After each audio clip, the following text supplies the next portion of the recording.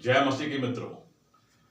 अदन की बारी में परमेश्वर पिता ने बहुत से वृक्ष लगाए थे, फूलों के, फलों के, लेकिन उसमें दो वृक्ष बहुत महत्वपूर्ण थे। एक भले और बुरे ज्ञान का वृक्ष और दूसरा जीवन का वृक्ष, the fruit of life and the tree of forbidden fruit. और वहां पर जो समस्या हुई वो मानव जाति के व्यवहार को प्रकट करती है। लोगों ने सोचा, आदम और हवा ने, कि जब वो फल खा लेंगे तो परमेश्वर उनको देख नहीं रहे होंगे, और सर्प उनको कन्विंस कर रहा था और अंत में हवा ने मान लिया।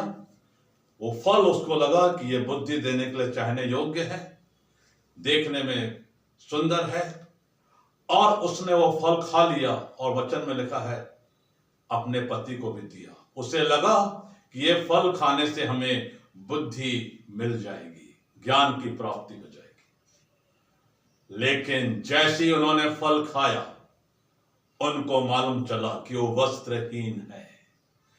जो परमेश्वर ने पवित्रता उनके जीवन में रखी थी उसका उसी समय नाश हो गया।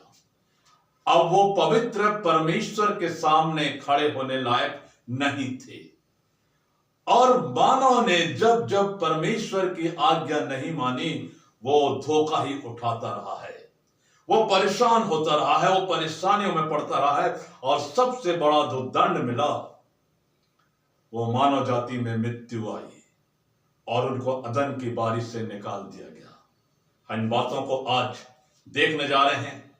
पौलुस प्रेरित द्वारा लिखित गलतियों की पत्री, उसका 6वां अध्याय और पद 7। धोखा ना खाओ, परमेश्वर ठट्टों में नहीं उड़ाया जाता।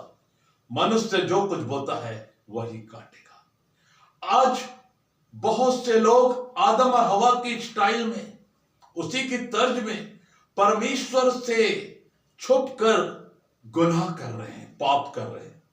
लेकिन हम मनुष्य मूर्खता में एक चीज भूल जाते हैं कि परमेश्वर की आंखें पृथ्वी पर निरंतर लगी रहती हैं। जो जो वस्तुएं उसने बनाई हैं, मनुष्य को बनाया है, वो कैसे काम कर रहा है, कैसी बातों में वो शामिल है, उसके मुंह से क्या बातें निकल रही हैं, एक एक बात का हिसाब परमेश्वर के सामने है। एक एक बात की रिकॉर्डिंग परमेश्वर की पुस्तक, जो जीवन की पुस्तक कहलाती, उसमें हो रही है। और मुझे और आपको सावधान किया जा रहा है, धोखा ना खाओ, परमेश्वर ठट्टों में नहीं उड़ाया जाता। आगे लिखा है गलतियों 6:8 में, क्योंकि जो अपने शरीर के लिए बोता है वो शरीर के द्वारा विनाश की कटनी काटेगा, और जो आत्मा के लिए बोता है वो आत्मा के द्वारा अनंत जीवन की कटनी काटेगा। मेरे प्रिय भाइयों और बहनों, आज वचन मुझे और आपको ताकीद कर रहा है, सावधान कर रहा है कि हम धोखा ना खाएं। परमेश्वर ठट्टों में नहीं उड़ाया जाता। आज बहुत से स्थानों पर लोग अपने कार्यों के द्वारा परमेश्वर के वचन का अपमान कर रहे हैं। परमेश्वर के वचनों को अपने जीवन में ग्रहण नहीं करके उसके विरुद्ध चल रहे हैं। वो परमेश्वर के जो वचन प्रचार करने वाले हैं उनका अपमान कर रहे हैं। वास्तव में वो मनुष्य से ज्यादा परमेश्वर को ठट्टों में उड़ा रहे हैं। भजन 1 में लिखा है, क्या ही धन्य वो पुरुष जो दुष्टों की संगति में शामिल नहीं होता है, वो ठट्टा करने वालों की मंडली में नहीं बैठता है। मुझे और आपको ठट्टा करने वाले लोगों के साथ संगति नहीं करना है। ऐसी मंडली या ऐसा ग्रुप जहां परमेश्वर के नाम क्या मजाक उड़ाया जा रहा है, वचन की शिक्षा के विरोध में प्रचार किया जा रहा है, उससे संभल कर रहना है। बहुत बार जब हम घर में हाउस विजिटेशन में जाते हैं, लोग यूट्यूब को आजकल ज्यादा देख रहे हैं लेकिन वचन नहीं पढ़ रहे हैं। अरे यूट्यूब में जो अलग अलग प्रचारक हैं उनमें से कितने लोग पवित्र आत्मा की अगुवाई में प्रचार कर रहे हैं। आप प्रार्थना करके जानिए, क्योंकि प्रार्थना के द्वारा आप सही और भली और बुरी पवित्र आत्मा के द्वारा आप जान लेंगे कि भली आत्मा कौन सी है, बुरी आत्मा कौन सी है, कौन आपको सही शिक्षा दे रहा है, कौन गलत शिक्षा दे रहा है। क्योंकि प्रभु यीशु मसीह ने कहा है कि अंत के दिनों में झूठे मसीह और झूठे भविष्यवक्ता खड़े होंगे, और आज वो खड़े हो गए। वो आपके आत्मिक जीवन को एक सुनहले संसार के समान बताते हैं। वो आपसे कहेंगे कि हम प्रार्थना करेंगे और आपके एटीएम में पैसे आ जाएंगे।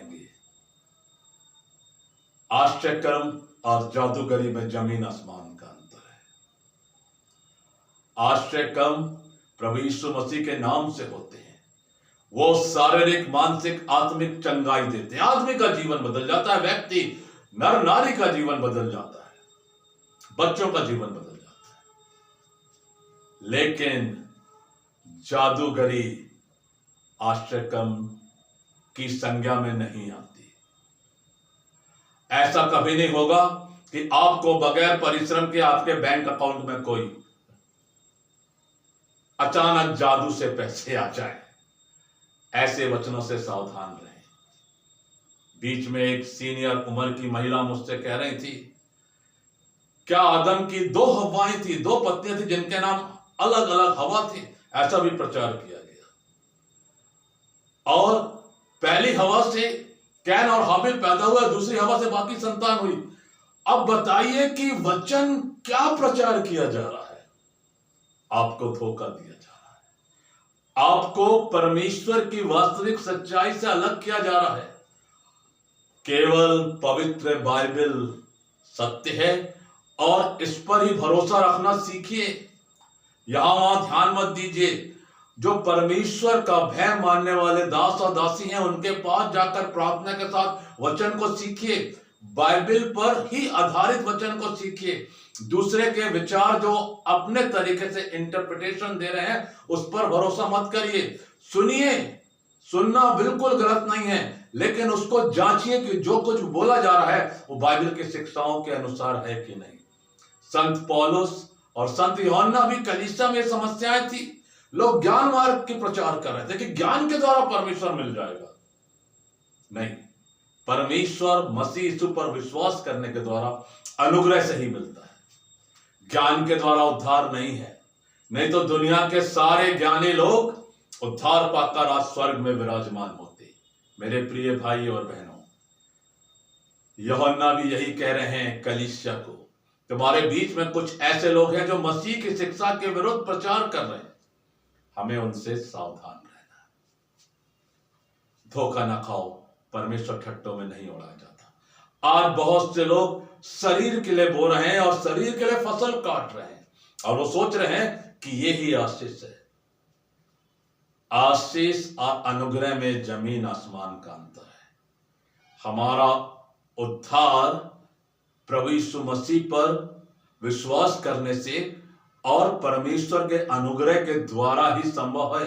मेरे प्रिय भाइयों और बहनों, आशीष परमेश्वर के द्वारा दी जाने वाले वो वरदान या गिफ्ट हैं जो हमें इस पृथ्वी पर जीवन में आगे बढ़ने के लिए, दूसरों के साथ बांटने में और लोगों को उत्साहित करने का एक जरिया है, द ब्लेसिंग्स। लेकिन उद्धार अनुग्रह से मिलता है, और इसलिए जो आत्मा के लिए होता है वो आत्मा के द्वारा अनंत जीवन की कटनी काटेगा। मैं आपसे निवेदन करना चाहता हूं, वचन को सावधानी से पढ़िए, प्रार्थना के साथ पढ़िए। वचन को जिनसे भी सुनना है सुनिए, लेकिन प्रार्थना करिए कि जो भी प्रचारा गया है, अगर आप उस पर अमल करना चाहते हैं तो प्रार्थना के साथ बाइबल पर आधारित बातों को ही माने, और परमेश्वर आपको आशीष देंगे। मैं परमेश्वर पिता से मांगता हूं कि वो मुझे और आपको सद्बुद्धि और पवित्र आत्मा की सामर्थ्य दे, ताकि हम वचन को परमेश्वर के पवित्र आत्मा के अगुवाई में समझें। प्रभु आप सबों को बहुत बहुत आशीष दे।